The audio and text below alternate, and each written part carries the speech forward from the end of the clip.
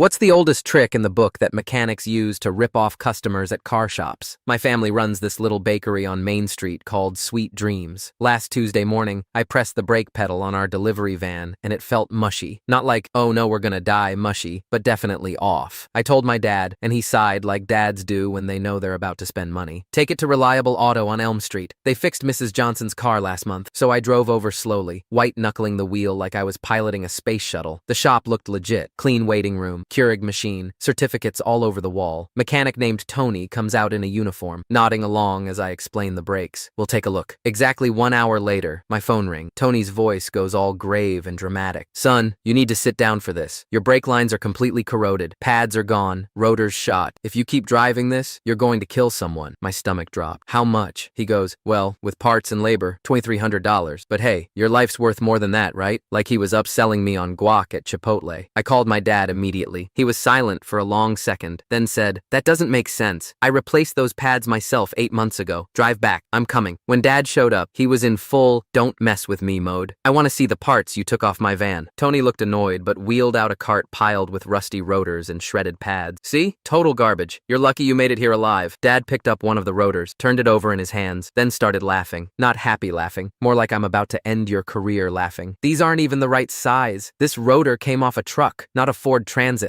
Tony's face went ghost white. Dad pointed at the pads. And these don't even fit our brake system. Nice try, though. Tony panicked and wheeled the cart back inside like it was radioactive. Suddenly, his story changed. Oh, must have been a mix-up with the parts. Let me take another look at your van. Dad just shook his head. No thanks. We're done here. This is your little magic trick, huh? Keep a cart of junk parts from the scrap pile, wheel it out, tell people it came off their car, then charge them for brand new ones. We had the van towed to Murphy's garage, where our neighbor Frank works. Frank's been fixing cars since before I was born. He had the van on the lift for maybe 20 minutes, then called us over. See this rubber line? Tiny leak. That's why your brakes felt soft. It was literally a $15 part and 2 hours of labor, including the brake fluid flush. Total bill, $180. He even showed us the tiny crack in the old line. When we got home, Dad called Reliable Auto and demanded the manager, explained the whole scam and said if they didn't want the Better Business Bureau, Yelp, and half the town breathing down their necks, they'd better clean house. The manager tried to apologize, offered us a discount for next time. Dad just said, the only thing you can do for me is teach Tony how to identify brake parts properly. Click. 3 weeks later, Mrs. Smith told us Reliable Auto tried charging her $4,000 for a transmission replacement. Turned out she just needed new fluid. She went to Frank too. Word spread fast. That shiny waiting room wasn't enough to save them. Reliable Auto closed about 2 months later. Pretty sure Tony moved on to scam people somewhere else. Hopefully not still using the old junk parts on a cart routine.